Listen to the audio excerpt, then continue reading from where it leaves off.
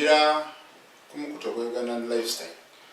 Kati olunaku olwaleero abadde omubaka wa Kawempe North Honorable Muhammad Segirinya lwagenda okubeera nga aziikibwa ku bijja bya bajjajjaabe eyo ekaddugala mu Masaka.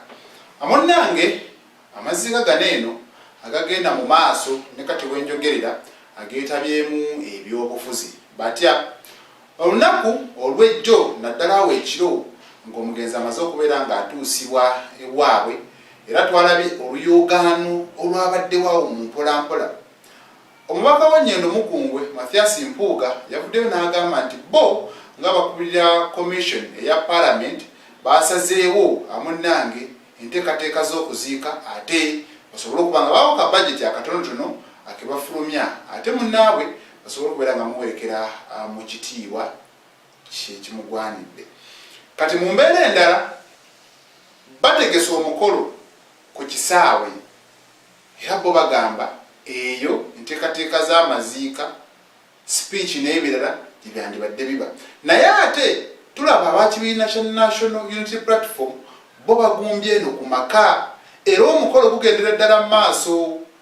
Omukolo gugendera ddala mu maaso, speech zigendera ddala mu maaso. Kati tumanyi oba gye birina ggweera bajja sobola okubeera nga omugenzi bamutwalako neri mu kisaawe oba byonna bigenda kuggweera eno ewaka nze naawe.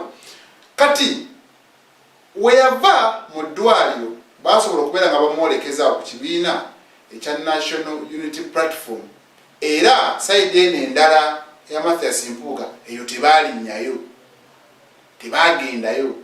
Mulumbe tetwabalabyeyo eri mu maka ge owulira ekasangati mu bulamu. Kati eno e Masaka eri tent zigenda mu maaso n'edduwa zigenda ddala mu maaso ate n'eno ebirala bigenda mu maaso. Kati kiraga nti nno okuziika kw'omubaka akuzeemu ebyobufuzi mu mpolampola.